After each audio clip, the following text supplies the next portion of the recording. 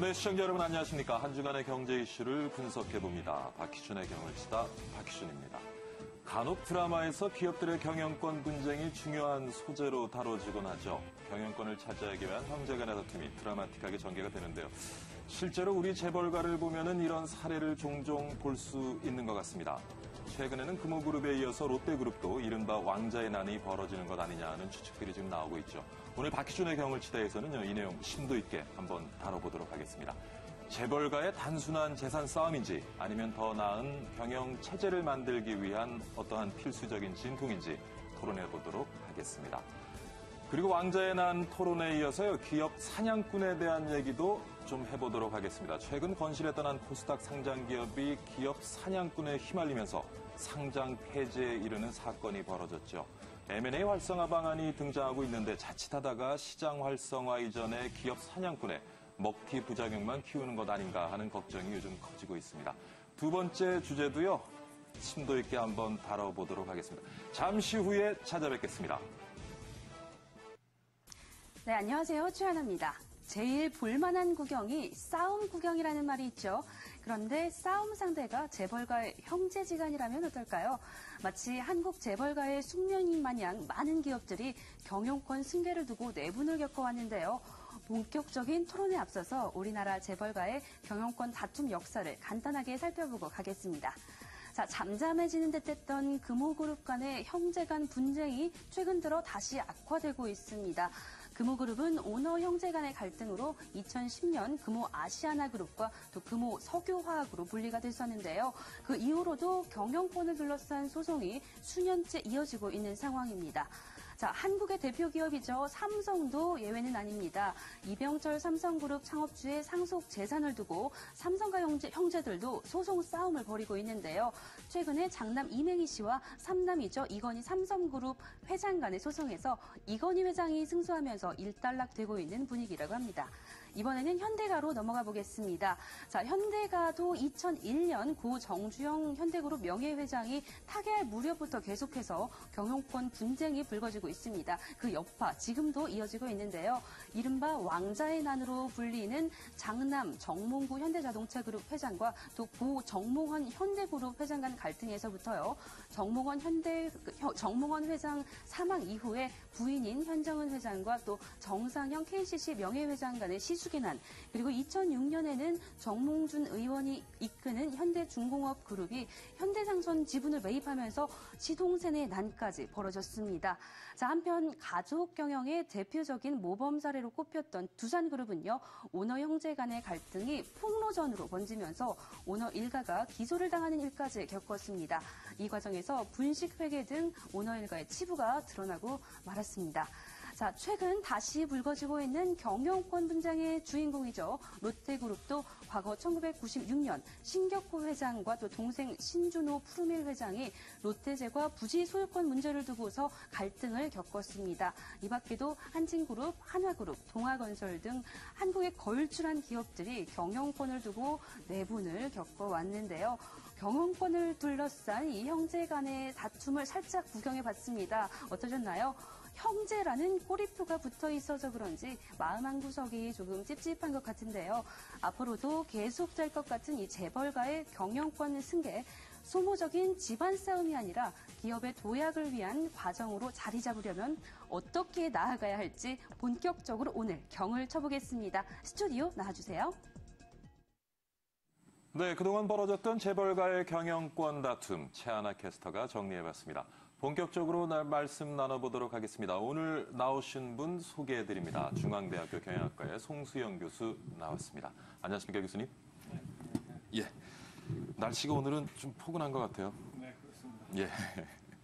조금 전에 이제 롯데 얘기도 했습니다만, 이제 신동주 부회장이 롯데제가 지분 확보 과정, 결국 이것이 이제 경영권 분쟁의 신호탄이 아니냐 하는 해석도 나오고 있는데, 지금 롯데 어떻게 좀 보고 계시는지요? 롯데그룹에서도 지금 현재 경영권 분쟁이라고 이제 저희가 예, 갑자기 마이크가 좀 떨어져가지고요. 마이크를 좀 옮겨다느라고. 예, 천천히 다시고요. 예, 네. 수고하셨습니다. 예. 롯데그룹에서도 서로 이제 경영권 지분 다툼이라고 저희가 표현을 하고 있긴 하지만은 이거를 어떻게 보면은 기업의 그 지배 구조를 결정할 때 그 예. 지배 구조를 확보하기 위한 이해관계자들의 다툼이라고도 볼 수가 있을 겁니다. 단지 이것이 이제 재벌의 형제라든지 재벌의 친척이라든지 예. 이런 요소가 들어가게 되니까 중세 유럽에서 있었던 봉건 왕조의 영토 다툼, 소위 말해서 feudal conflict라고 우리가 얘기를 하죠.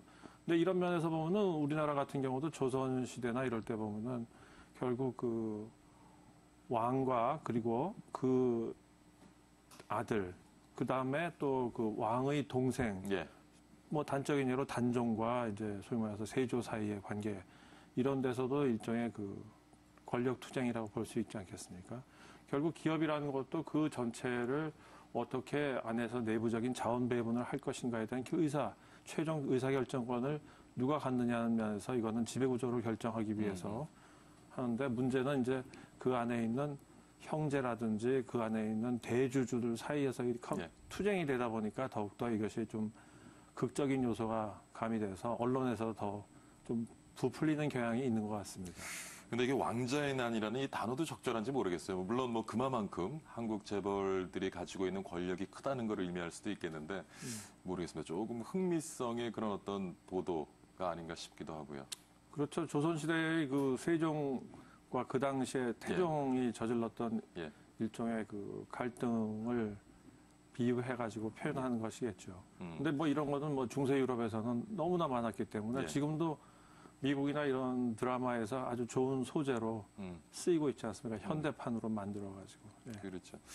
뭐 롯데 그룹뿐만 아니라 재벌가에서 이제 2, 3세 경영으로 넘어갈 때 뭐 많은 경우 형제 간에 이렇게 다툼이 벌어지는데 이게 좀 어쩔 수 없는 건지 우리가 좀 이렇게 지혜롭게 좀 피해갈 수는 없는 건지 어떻게 보세요, 교수님?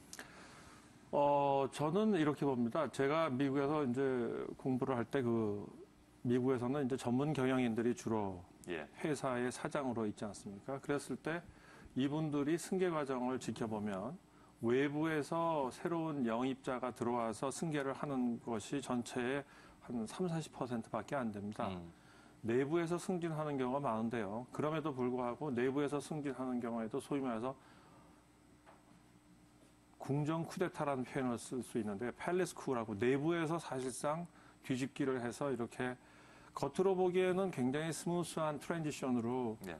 권력 승계가 되는 것 같지만 사실상 내부에서는 갈등이 아주 심합니다. 그래서 그런 단적인 예로 90년대에 제가 한번 예를 들고 싶은 게 타임 워너사, 지금 현재는 AOL과 타임 워너가 같이 합병이 돼 있지만 그렇죠. 그 당시에는 타임과 워너가 이제 영화사와 타임즈라는 소위 말해서 잡지사와 미디어 재벌로 사실 합쳐질 때 그때 역할을 했던 사람이 제랄드 러빈이라는 사람이 있는데 이분이 사실 내부적인 쿠데타를 통해서 CEO 자리에 오르게 됩니다. 또 한 가지 경우는 이스턴 항공의 사장이었던 분이 92년도에 이제 물러났습니다. 그리고 스무스한 내부 승계가 이루어진 걸로 됐지만 95년도에 재판을 하면서 이분이 증언하기를 그랬습니다. 사실 자신은 그때 물러나고 싶지 않았다. 근데 내부에서 쿠데타가 일어나서 할 수 없이 물러났다. 즉 미국이라는 곳에서도 기업 사냥꾼에 의한 외부적인 탈취도 있겠지만 내부적인 경쟁과 그 갈등도 굉장히 큽니다. 단지 이것이 겉으로 드러나서 그 갈등이 더욱더 증폭돼서 보이느냐 예. 아니냐의 차이죠. 단지 이제 재벌 같은 경우는 그것이 형제와 친척 간의 싸움, 예. 그다음에 사돈 간의 결혼, 한 사돈 간의 싸움이 되다 보니까 더욱더 흥미거리가 되기 때문에 예. 더 언론에 많이 노출되는 것 같습니다. 뭐 이렇게 권력이 있으면 그걸 차지하려고 하는 것은 어떻게 보면 우리 인간이 가지고 있는 좀 본성 같기도 그렇죠. 하고요. 예. 롯데 사태도 그렇고 금호그룹도 그렇고요. 재벌가들의 이런 다툼, 뭐 속사정이야 사실 뭐 자기네들이 알겠지만은 교수님께서 짐작해 보시기에 이번 그 롯데 관련되는 속사정 뭐라고 좀 보세요? 뭐 지금 우리 박희준 그 박사께서 예. 평가하시듯이 뭐 일반인들이 보시는 부분이 맞을 겁니다. 저는 그렇게 생각합니다. 단지 그것이 이제 특히 형제 간의 싸움일 경우에는 어떤 게 문제가 되는가 하면은 소위 말해서 그 소모전이라고 우리가 하죠. 예. 그러니까 예를 들어서 이런 서로 간의 경쟁을 하면서 내부적인 어떤 골문 상처라든지 분식회라든지 이런 면이 드러나가지고 예. 하나의 개선이 되는 방향으로 간다면은 이것이 좋게, 결과적으로 나중에 좋게 나올 수도 있겠지만 예. 이것이 소위 말해서 서로 간에 그 경쟁이 너무 심해지고 그러다 보니까는 서로 간에 그 가치를 너무 떨어뜨리게 되고 그 다음에는 같이 협력할 수 있는 사안에서도 하나하나 건건히 반대를 하면서 소위 말해서 그 시너지 효과를 완전히 마이너스로 만들어버릴 경우에는 예. 더 큰 손해가 발생할 수 있겠죠. 아무래도 뭐 아까 소개가 됐습니다마는 우리 재벌 기업들의 왕자의 난 하면 딱 떠오르는 게 아무래도 현대가라고 네. 생각이 되는데 결국 뭐 고 정주영 명예회장이 타계할 즈음에서 왕자의 난이 일어나고 결국 이제 그룹들이 다 쪼개지게 됐는데 이게 교수님 보시기에는 긍정적인 결말이었는지 아니면은 어떻습니까? 뭐 현대 제가 생각하기에는 아무래도 저는 이제 이 재무와 금융 쪽을 하다 보니까 예. 그것이 현대가라는 하나로 뭉쳐 있을 때 기업 가치와 예. 그다음에 이것이 하나하나 분리가 돼 가지고 있는 상태일 때 기업 가치를 따로 합쳐봤을 때 어느 것이 더 크냐 예. 이거에 따라서 판단할 것 같은데요. 기업 사냥꾼이 활동을 많이 하던 1980년대 있지 않습니까? 예. 미국에서도 가장 유명한 사건 중에 하나가 87년도에 그 KKR이라는 헤지 펀드입니다. 일종의 크라비스 콜버그 로버츠라는 그 헤지 펀드가 소위 말해서 그 LBO라고 해서 부채를 많이 돈을 빌려와 가지고 기업을 사서 재벌을 사서 거대 기업을 사서 쪼개서 팔은 적이 있습니다. 그 대상이 됐던 기업이 RJR 나비스코라는 회사인데 이 회사를 그 KKR이라는 헤지 펀드가 살 때는 37억 달러에 샀습니다. 그런데 그 안에 있던 사업 분야를 한 500개가 되는 거를 전부 다 쪼개가지고 하나하나 시장에서 팔았습니다. 그랬더니 그것이 무려 52억 달러가 됐습니다. 그러다 보니까는 이 KKN 헤지 펀드는 무려 네. 37억 달러를 샀다가 52억 달러를 팔았으니까는 무려 14억 달러라는 수익을 누리게 되지 않았습니까? 그런데 거기 그 KK라는 회사의 그 제너럴 파트너입니다. 그러니까 아주 본질적인 그 일하는 사람은 겨우 14명 정도입니다.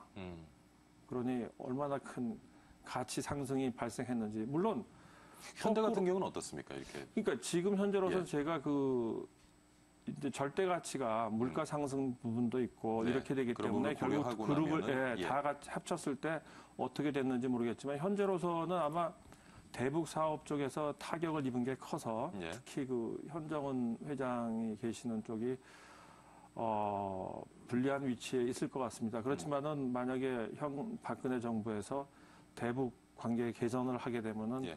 이 현대 쪽의 투자 가치라든지 주가는 엄청난 상승을 누릴 가능성이 있겠죠. 교수님이 보시기에는 이렇게 그룹으로 묶여 있는 것보다 이렇게 분리가 됐을 때 네. 오히려 또 시장에서의 가치는 더 높아질 그럴 수 있다. 있다는 것도 충분히 그러니까 사실 높습니다. 그때는 많은 어떤 뭐 사회적인 이슈들을 만들어내긴 했습니다만은 결론은 긍정적으로 났다. 뭐 이런 뭐 저는 그렇게 볼 수 있습니다. 대표적으로 그 긍정적인 게 저는 LG 그룹이라고 생각합니다. LG 그룹. 예. 네, LG는 LG, GS, 그렇죠. LS로 이렇게 아주 스무스하게 물론 내부적으로는 갈등이 분명히 있었을 겁니다. 단지 그것이 드러나지 않았을 뿐이지.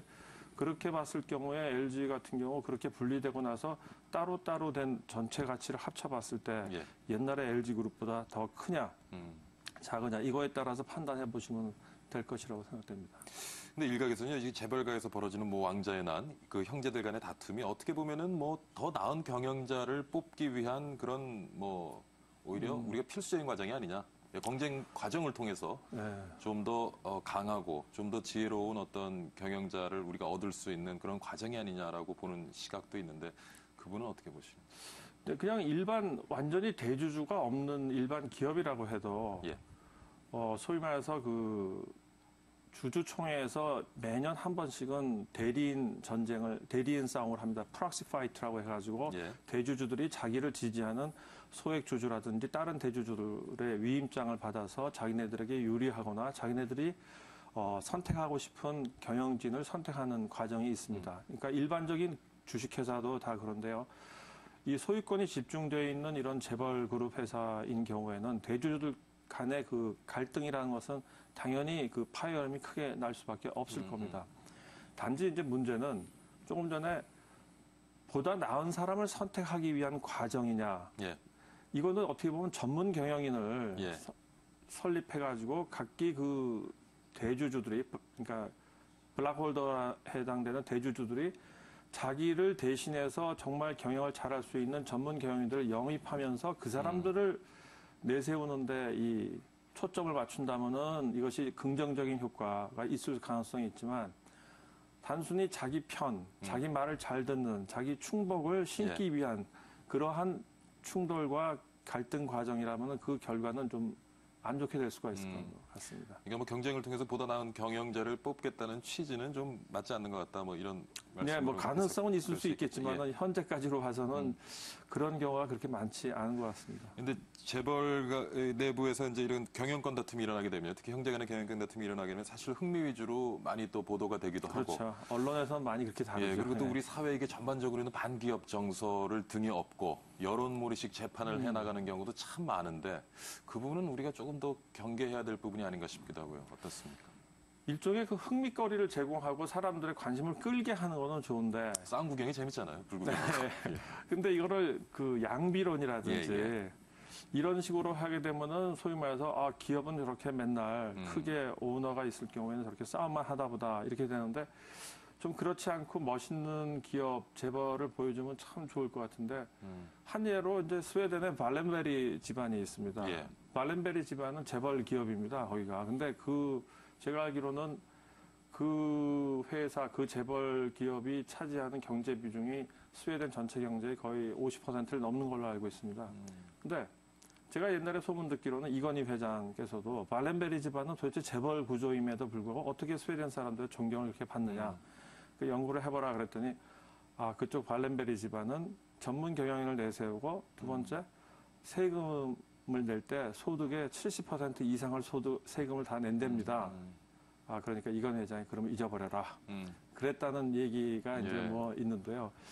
그런 의미에서 보면 재벌 구조라는 것 자체가 반드시 나쁘다고는 할 수 없다. 예. 그렇습니다. 그거는 맞습니다.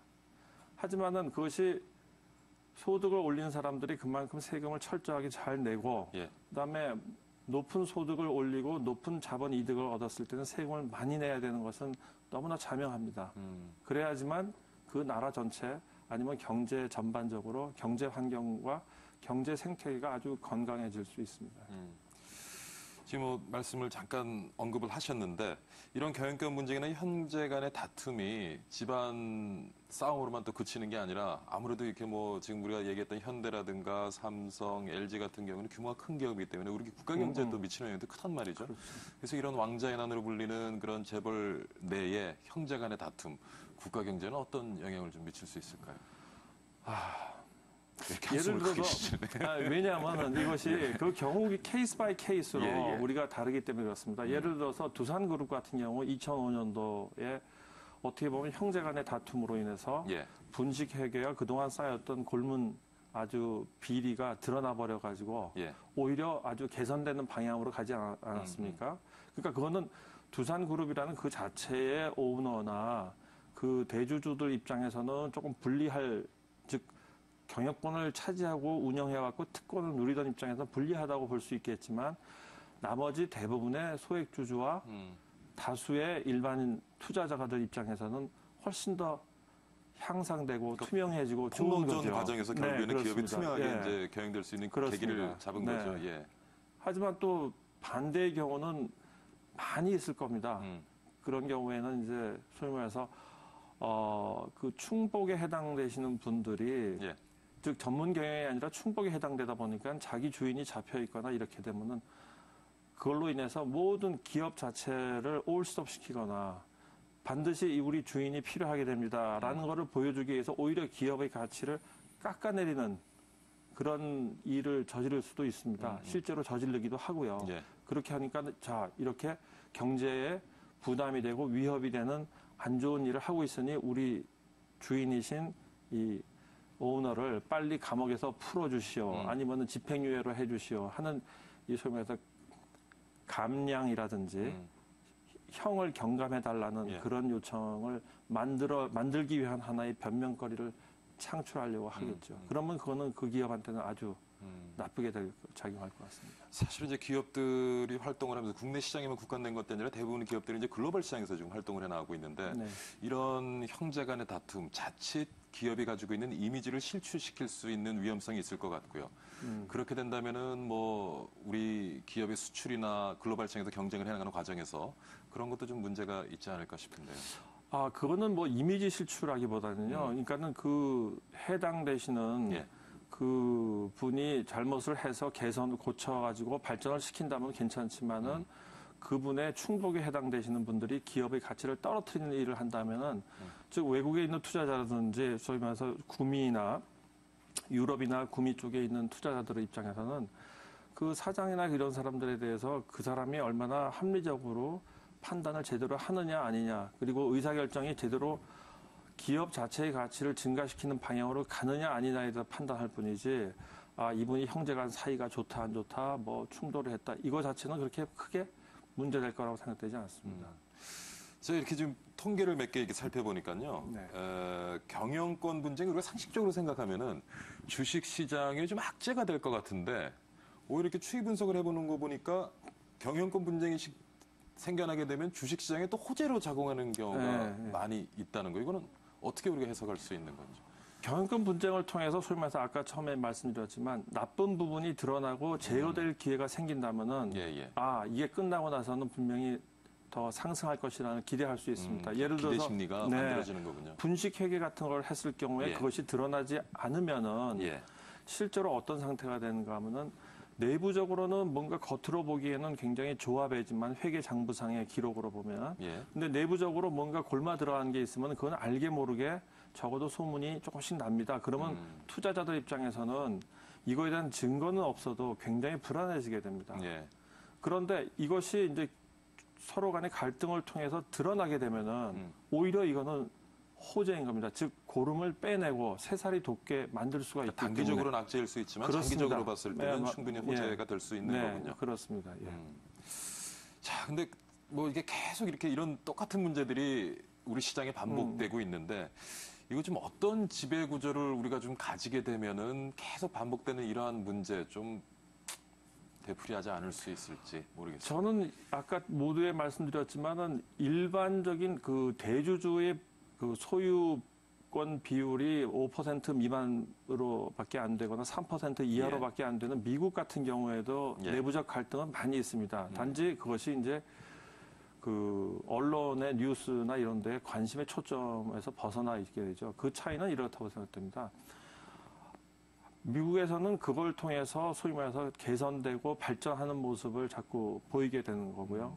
그리고 그것이 혹시나 본인이 기업의 가치를 떨어뜨리면서까지 경영권을 방어하거나 지키기 위해서 애를 쓸 경우에는 그것이 오히려 나쁘게 음의 방향으로 작용한다는 것을 잘 알기 때문에 그런 것이 이제 그 지배 구조를 만들 때 어떠한 지배 구조를 만들더라도 어느 정도 그 갈등은 있을 수밖에 없는데 단지 언론에 관심이 되고 그다음에 이것이 증폭되느냐 그다음에 이것이 그 개인적 감정의 싸움으로 인해 가지고 합리적인 의사결정을 방해할 정도가 되느냐 이 정도의 차이에 있다고 생각됩니다.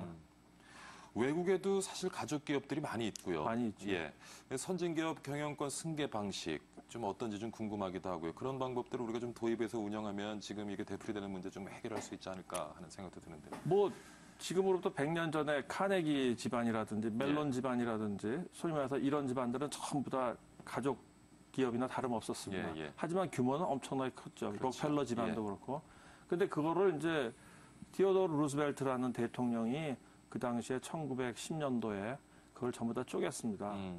쪼개고 이것이 너무 시장 질서를 교란하고 독점적 지위를 누리기 때문에 1890년도에 셔먼 액트라는 걸 만들지 않았습니까?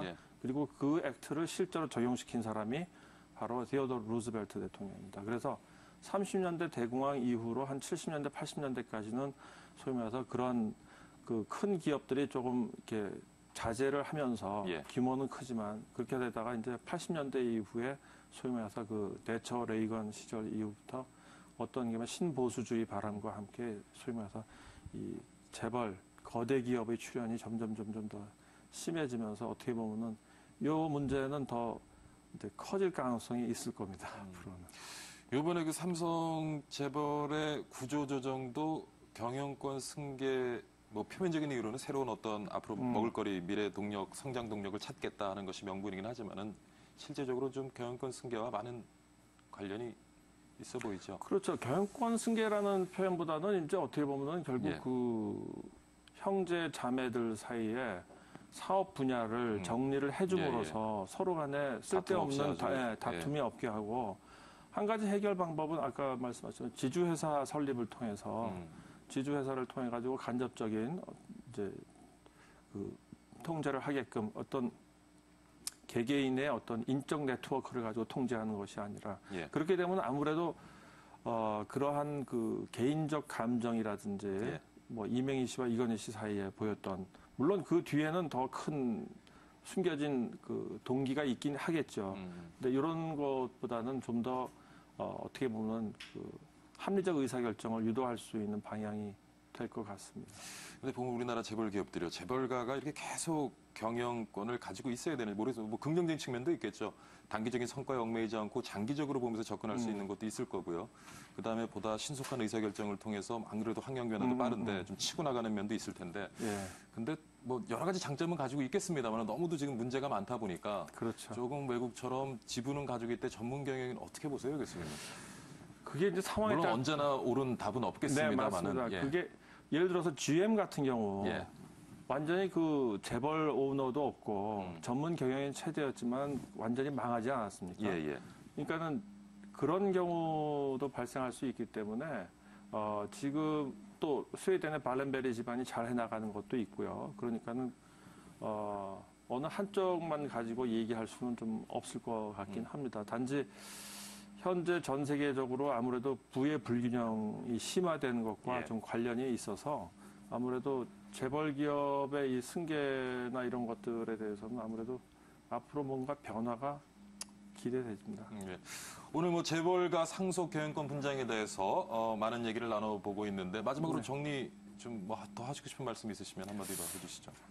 예, 지금 현재 제가 생각하기에는 그 우리가 재벌 기업 자체에 대해서 너무 언론에서 이 봉건 왕조의 싸움인 것처럼 몰고 가는 거는 조금 이제 지양을 해야 될 것 같고요. 그거보다는 보다 바람직한 전문 경영인을 발굴하고 기업의 가치를 높일 수 있는 방향으로 진행되는 것이 바람직할 거라고 생각됩니다. 네. 오늘 재벌가 상속 경영권 분쟁에 대해서 송수영 중앙대학교 경영학과 교수와 함께 했습니다. 오늘 수고 많으셨습니다, 교수님. 네, 수고하셨습니다. 감사합니다. 여러분은 지금 박희준의 경을 치다를 보고 계십니다. 두 번째 경을 칠 주제, 바로 기업 사냥꾼에 대한 얘기입니다. 최근에 기업 사냥꾼으로 인해서 상장 폐지까지 이르고 있는 회사가 있습니다. 바로 디지텍 시스템즈인데요. 이 사건은 한마디로 자기 돈 한 푼 들이지 않고 회사 돈으로 다시 그 회사들을 사들이는 전형적인 무자본 M&A였습니다. 디지텍 시스템즈가 어떻게 기업 사냥꾼의 먹잇감이 됐는지 그 과정을 한번 보겠습니다. 자, 디지텍 시스템즈는요, 터치스크린 패널 생산 능력 국내 1위 업체로 우량 코스닥 기업이었습니다. 2012년에 기업 사냥꾼인 최모 씨가 사채업자를 동원해서 이 회사를 인수했는데요. 회사 인수 후에도 다른 회사 인수와 또 개인 자금 변제를 하겠다라는 명목으로 회사 돈을 빼돌렸습니다. 협력사와 가짜 거래를 꾸며내거나 또는 허위로 설비를 구입한 것처럼 장부를 위조했는데요. 자, 또한 최 씨는 휴대전화 배터리 제조사인 엠피텍을 다음 타겟으로 삼고요. 인수에 필요한 자금 110억 원을 디지텍 시스템즈에서 빼돌렸습니다. 페이퍼 컴퍼니를 만들어서 대출 지급 보증을 회사가 소개하는 등의 방식 등을 이용했는데요. 이로 인해서 디지텍 시스템즈, 최 씨가 인수한 지 2년 만에 주식 거래가 정지됐고요. 연체된 회사빚만 820억 원에 달하는 등 현재는 상장 폐지를 눈앞에 두고 있습니다. 서울중앙지검 금융조세조사부는 최 씨를 특정경제범죄 가중처벌법상의 횡령 혐의로 구속 기소했다고 밝혔습니다. 자, 기업 간의 인수합병은요, 기업의 성장과 발전을 위해서 필요한 과정이죠. 하지만 이렇게 도의에 어긋나는 방식이 횡행해서는 안 될 것 같습니다. 건강한 인수합병이 활성화되기 위해서는 어떤 노력이 필요할지 오늘 본격적으로 경을 쳐보겠습니다. 스튜디오 나와주시죠. 네, 최하나 캐스터 수고 많았습니다. 자, 이제 기업 사냥꾼으로 인해 큰 위기를 맞게 된 코스닥기업의 사례를 살펴봤는데요. 한때는 히든 챔피언으로 선정되기도 할 만큼 아주 건실한 기업이었습니다. 그러나 기업 사냥꾼에게 잘못 걸려들면서 아주 망가지게 된 사례인데요. 이와 관련해서 계속 말씀 이어가 보도록 하겠습니다. 이번에는 두 분 모셨습니다. 자유경제원 송덕진 제도경영실장, 그리고 기업지배구조원의 정재규 연구조정실장 나오셨습니다. 안녕하십니까? 안녕하세요. 안녕하세요. 예. 자, 방금 이제 설명을 좀 들었는데 한때 히든 챔피언으로 선정될 만큼 탄탄한 기업 디지텍 시스템즈가 기업 사냥꾼들의 장난에 의해서 결국 상장 폐지되는 그런 상황에 이르렀고요.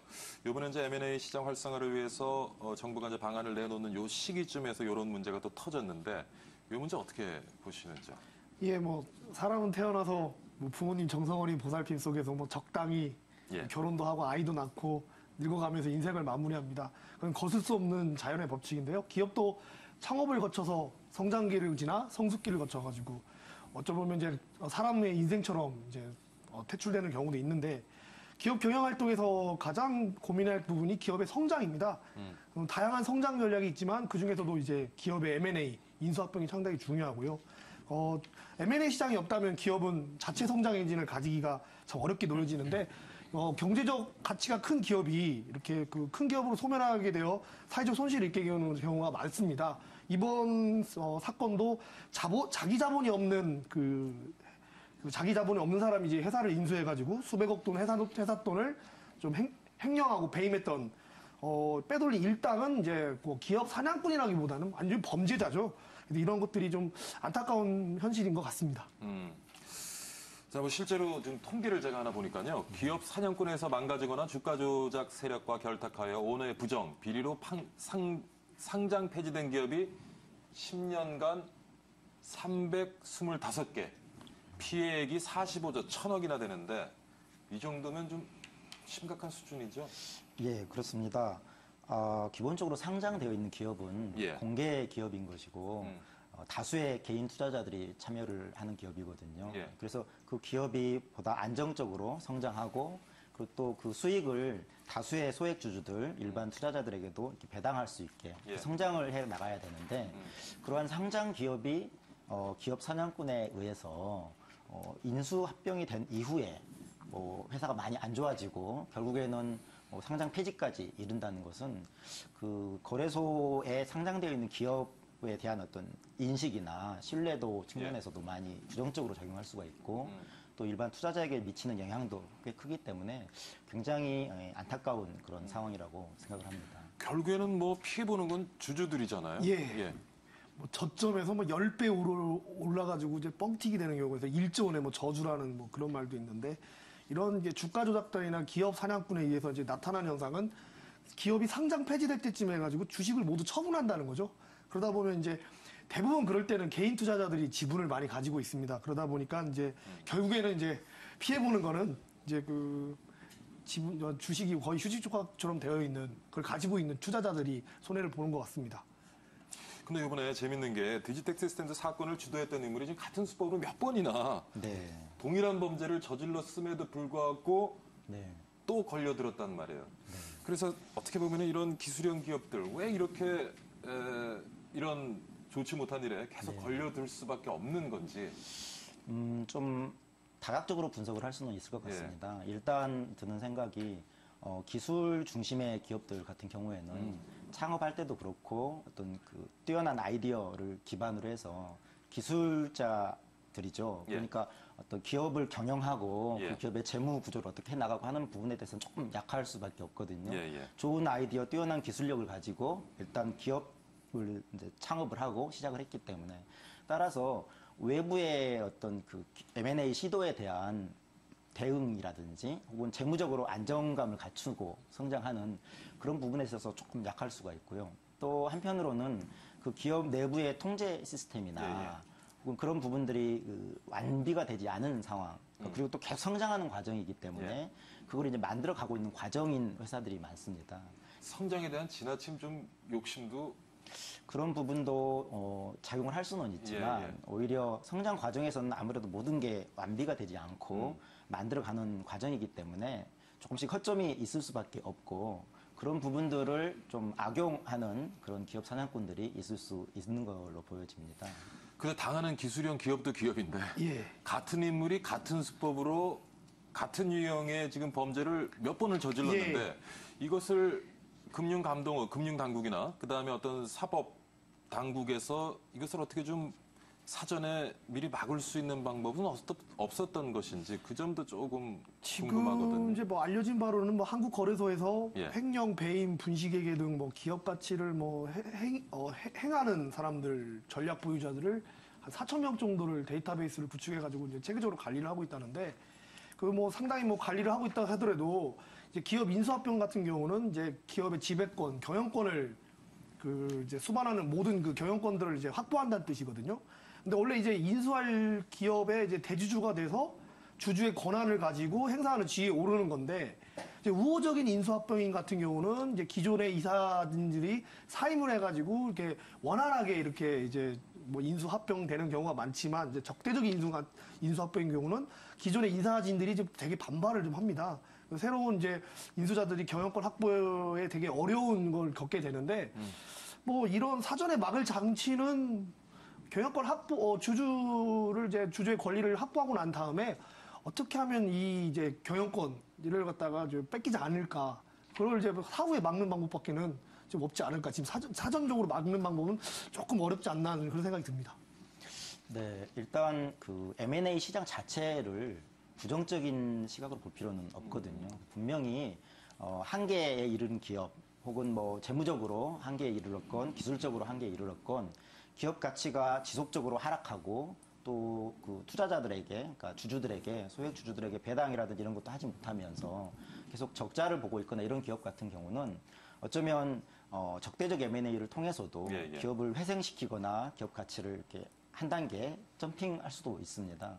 다만 이번 사례처럼 굉장히 안정적으로 잘 운영이 되고 있고 기술력도 있던 회사에 단지 그 회사를 더 성장시키겠다는 의도가 아니고 그 회사를 적절하게 그 약점을 잡아서 인수를 한 이후에 예. 그 회사의 주요 자산을 팔아치운다든지 아니면 회사의 주요 어떤 그 자산들을 외부로 뭐 횡령이나 배임을 통해서 빼돌린다든지 이런 상황들이 사실 크게 문제가 되는 것이고 사실 뭐 정부에서 추진하는 M&A 활성화 방안은 어쩌면 굉장히 그 기업들에게 활력을 주고 예. 그 시장, 자본시장 자체에 생동감을 불어넣을 수 있는 어떤 그 계기가 될 수도 있습니다. 지금 그 M&A 시장 활성화 방안이 정부에서 발표됐는데 그거 큐브에 좀 띄울 수 있는지 모르겠습니다. 예. 아, 지금 안 되는군요. 예. 준비가 됐으면 더 좀 설명드리기 좋았을 것 같은데.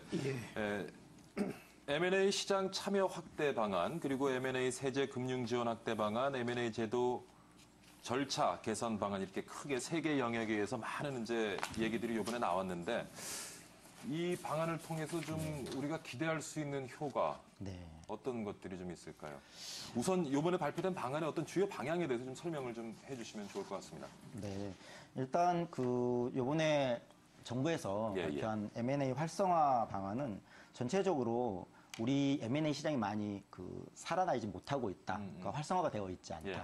그리고 M&A라는 거는 기본적으로 회사를 이렇게 성장시킨 사람의 자산을 뺏어가는 듯한 예. 왠지 부정적인 시각이 많고 또 특히나 문제가 됐던 거는 국내 자본에 의한 M&A보다 해외 자본에 의한 M&A에게 조금 더 우호적인 그런 예. 제도 운영이 아니냐. 그래서 국내 자본의 M&A를 좀 적극적으로 활성화할 필요가 있다라는 이런 여러 가지 그 수요들이 있었습니다. 그런 걸 좀 반영해서 뭐 국내 그러니까 PEF M&A 시장이 좀 문턱을 낮춰준 거죠. 그렇죠. 예, 좀 시장이 더 적극적으로 참여할 수 있도록 여러 가지 맞습니다. 인센티브도 좀 주고요. 예, 그렇습니다. 그래서 그 인센티브 방향이 예. 우리 국내 PEF를 좀 활성화해서 할 수 있게도 돼 있고 또 PF 얘기하는데 설명 좀 네. 해주시죠. PEF는 사모 투자 펀드인데요. 기본적으로 펀드를 크게 나누면 공모 펀드하고 사모 펀드가 있는데 예, 예.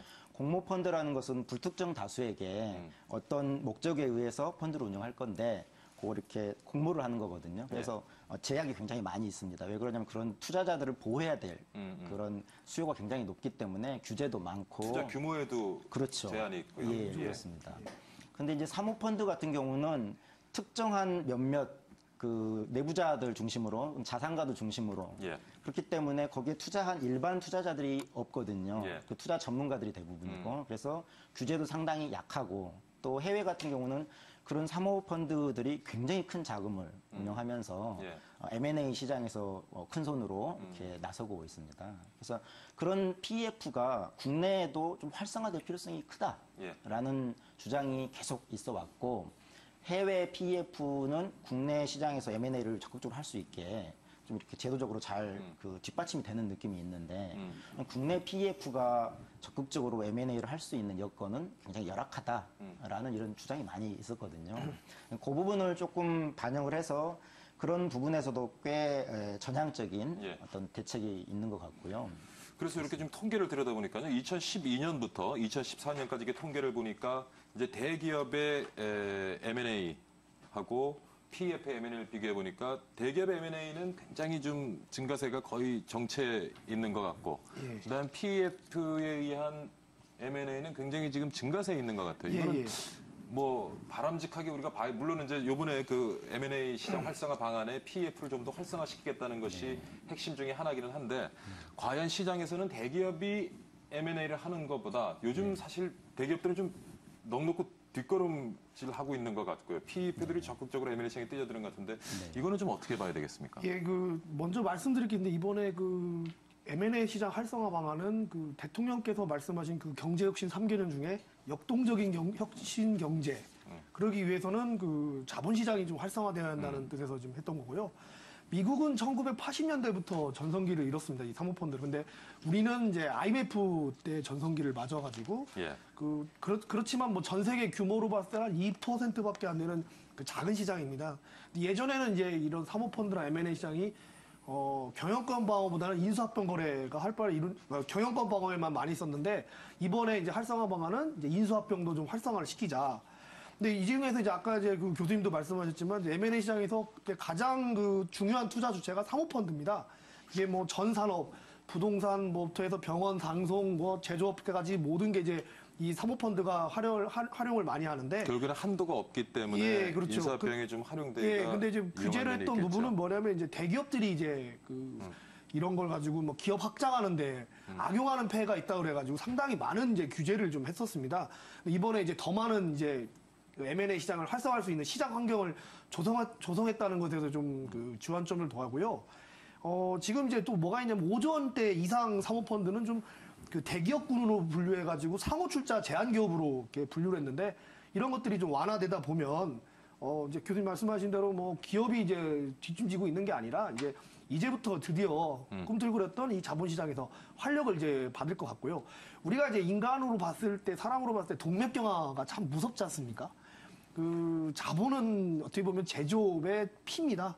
이왕이면 좋은 피가 돌아야지만 인간이 참 건강하게 갈 수 있는데 자본이 이번에만 활성화만 된다 그러면 우리나라의 제조 산업 또 대한민국의 경제 성장에 상당한 활력을 줄 거라고 지금 보면서 상당히 좀 긍정적으로 보고 있는 바입니다.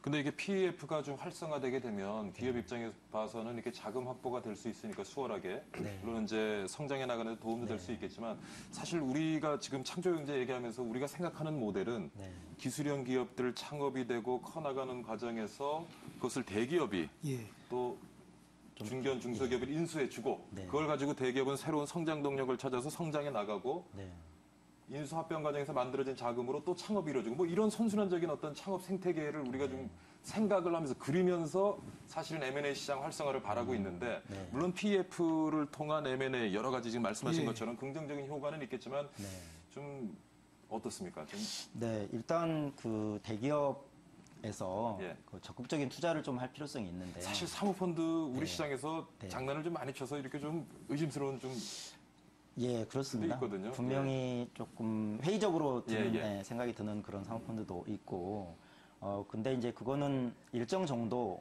모든 제도나 모든 어떤 그 제도를 운영하는 과정에서 일부 부족한 점이나 예. 미흡한 점, 또 그걸 좀 악용하는 사례가 있을 수는 있을 것 같고요.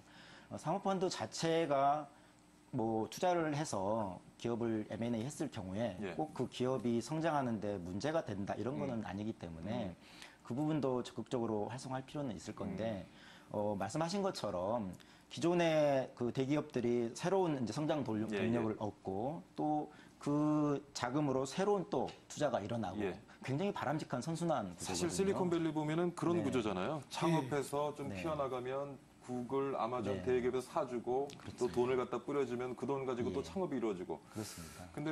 근데 저는 그것도 문제를 같은 게 대기업이 인수합병을 하면 이게 아까 지적을 하시는데 그런 거 우리 이제 사회가 사례가 있죠. 문어발식 확장이라고 딱 안 좋은 시선으로 보는 거예요. 네. 좋은 시선도 있습니다. 근데 그런데 이번 정부 들어와서 이제 뭐 창조경제, 경제민주화 얘기가 나오면서 어떤 그 시장의 사회 그런 어떤 따가운 눈총을 네. 너무 대기업들이 의식하면서 좀 성장 동력으로 삼을 수 있는 그런 기술형 기업들 인수 합병이 좀 게을리하는 게 아닌가. 그 사모펀드 제 이제 생각에는 뭐 예. 더 먹히다 뭐 이런 얘기를 많이 하는데요. 이제 우리가 이제 쉽게 이제 하면 구글 하면 떠오르는 게 뭐냐면 구글이 아마 가장 전 세계에서 딜 머신입니다. 인수합병을 가장 많이 한 회사고요. 거의 지금 최근 3년 동안 19조 이상을 인수합병을 통해서 했고 구글이 정말 잘했다고 하는 것들이 2006년도에 유튜브를 인수했던 거 그리고 또 2005년도에 그 앞에는 안드로이드사를 인수하고 난 다음에 구글이 만세를 불렀습니다. 가장 최근에 가장 역사적으로 제일 잘한 인수합병이다. 그렇게 했는데 구글의 이제 그 인수합병 사례를 보면 뭐 엄청나죠. 뭐 지도부터 해서 인터넷 서비스 검색 뭐 여러 가지 서비스 업체들을 인수했는데 구글의 그런 성장을 보면서 그 M&A 사모펀드 이런 것들에 대해서 부정적으로 보는 건 좀 안타까운 일이고요. 그 다음에 또 이제 창조경제 얘기해서 말씀을 드리는데 우리가 지금 이제 창조경제에 대해서 이제 모범 사례라고 볼 수 있는 데가 이스라엘입니다. 그 이제 사울싱어가 쓰신 그 창업국가론, 창조경제론 그 얘기 책에 나오면 모르겠지만 이스라엘 같은 나라는 지금 강원도 크기밖에 안 된 나라지만 800만 명이 지금 살고 있거든요. 근데 지금 그 벤처가 지금 5천 개가 지금 꿈틀거리고 있고 한 해에 600개 정도의 벤처 창업이 계속 이루어지고 있습니다. 그리고 수많은 그 자금들이 지금 이스라엘에 모여가지고 그 인수합병이 되고 있는데 이거에 지금 가장 큰 원동력은 그 우리가 말하는 VC, 벤처 캐피탈 그 활성화가 잘 돼 있고 그다음에 이제 그 대통령께서 얘기한 요즘화 펀드 그런 이제 자금에 대해서 쉽게 자금이 용이하게 조달될 수 있는 그런 게 또 하나 들어있고 또 이제 거기 하나가 이제 기업가 정신이 들어가가지고 지금 이루어지고 있는데 지금 이제 우리 한국 같은 경우는 지금 근데 이스라엘 벤처 기업인들이 그런 얘기를 하더라고요. 네. 우리 이스라엘에도 예. 삼성, 현대, LG 같은 대기업이 예. 두세 가면 있다면 지금 이스라엘 국민 소득이 두세 배는 더 올랐을 것이에요. 그러니까 왜냐하면 예. 키워놓으면은 네. 결국에는 미국계 기업들이 다 그 이스라엘에서 창업한 기술형 예. 벤처들을 다 사간단 말이에요. M&A를 통해서. 근데 어떻게 보면 우리나라는 최근에 어떤 대기업 재벌 구조에 대해서 굉장히 사회에서 부정적인 시각이 많긴 하지만 네. 어떻게 보면은 벤처 생태계를 만들어 나갈 수 있는 굉장히 좋은 토양을 저는 갖고 있다고도 보여지거든요. 예.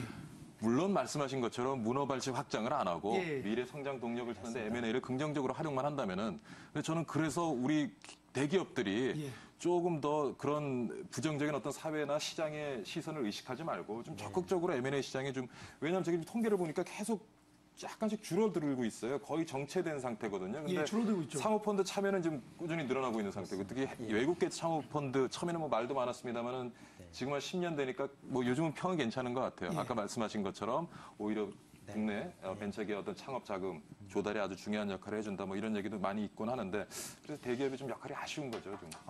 동의합니다. 예. 대기업들 입장에서도 할 말은 있을 거예요. 왜 그러냐면 이렇게 이제 뭐 여러 가지 규제들이 있지 않습니까? 예, 예. 말씀하신 대로 문어발식 확장에 대한 어떤 사회적인 비판, 예. 그다음에 또 그 중소기업의 영역으로 남겨둬야 될 부분들을 대기업에서 이렇게 영역을 너무 침범하는 거 아니냐라는 부정적인 시각이나 이런 것들. 저는 오늘 참 말이 많은데 얼마 전에 그 총리가 나와서 이번에 구제 철폐, 구제 개혁은 대기업을 위한 게 아니다. 예. 시민과 중소기업을 그 말을 왜 해야 되는 거냐고요. 그게 규제 개혁 철폐를 통해서 대기업도 혜택을 봐야죠. 그렇죠. 예.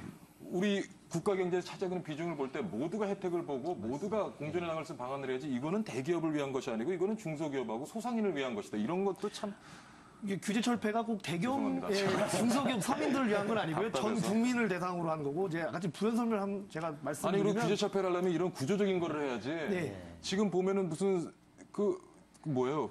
푸드트럭. 예. 그게 물론 중요합니다. 푸드트럭 하시는 분 생계는 굉장히 중요하지만 그게 우리 경제에 얼마나 큰 영향을 차지한다고 지금 그런 지역적인 문제를 가지고 예. 그 네, 이제 제가 주셔서 이스라엘 같은 경우는 우리나라 이제 각 나라마다 이제 그 기업 생태가 좀 다른데요. 아까 지금 이제 교수님께서 말씀 네, 잘하셨는데 이스라엘하고 우리하고 차이점은 뭐냐면 우리는 그 장거리 마라토너 같은 선수고요. 이스라엘은 스프린터입니다. 그 단거리 선수거든요. 네. 그렇기 때문에 키워가지고 팝니다. 그런 생태계가 잘 되어 있고 우리나라 같은 경우는 아직 그런 정도는 아니기 때문에 이번에 그런 것입니다. 이제 그 뭐든지 자본이 돌아야 되는 거고 그렇죠. 그다음에 교수님 말씀대로 푸드트럭 그거 뭐 규제 좀 풀었다 해서 뭐 당장 나타난 건 아니지만 시장이 활성화된다는 거. 그게 가장 중요한 거거든요. 지금 경색돼 있습니다, 지금. 예. 그런 것들을 풀어야 하는 것이 중요하다고 생각됩니다. 뭐 거의 시간이 다 되는데요. 오늘 제가 얘기를 너무 많이 해갖고 한 30초 정도 드릴게요. 예. 정리 한번 일단 해주시죠. 예. 그 M&A 시장 자체는 활성화되는 게 바람직하고 또 PF 뭐 대기업 가릴 거 없이 적절한 타이밍에 적절한 M&A를 통해서 기업의 성장 동력이 될 수도 있고 또 예. 자금을 그 투자할 수도 있는 것이기 때문에 예. 적극적으로 나설 필요가 있는 것이고 거기에 대해서 조금 문제가 되는 장애가 되는 사유들은 점진적으로 해소해 나가는 노력이 필요할 것 같습니다. 예. 자, 오늘 기업 사냥꾼 먹튀 우려에 대해서 송덕진 자유경제원 제도경영실장 그리고 정재규 한국기업지배구조원 연구조정실장 두 분 모시고 같이 한번 많은 고민해봤습니다. 얘기할 기회를 더 드려야 되는데 오늘 제가 떠드느라고 말씀 분이 별로 못하신 것 같아요. 오늘 예, 출연 감사합니다. 다음에 또 기회 주시죠. 정말 생각드립니다. 감사합니다. 네, 박희준의 경을 치다 오늘은 여기서 줄이도록 하겠습니다. 요즘 5월 초에 있는 황금 연휴를 앞두고 이미 여행 업계가 아주 술렁이고 있다고 하는데요. 여행은 가는 것보다 사실 가기 전에 준비할 때가 사실 더욱 설레고 좋죠. 뭐 여행 계획이 딱히 없으셔도 조금만 참으면 황금 연휴가 기다리고 있습니다. 연휴를 기다리는 마음으로 이번 주말도 잘 보내시기 바랍니다. 저도 다음 주에 다시 건강한 모습으로 인사드리겠습니다. 오늘 시청해주신 여러분 정말 감사드립니다.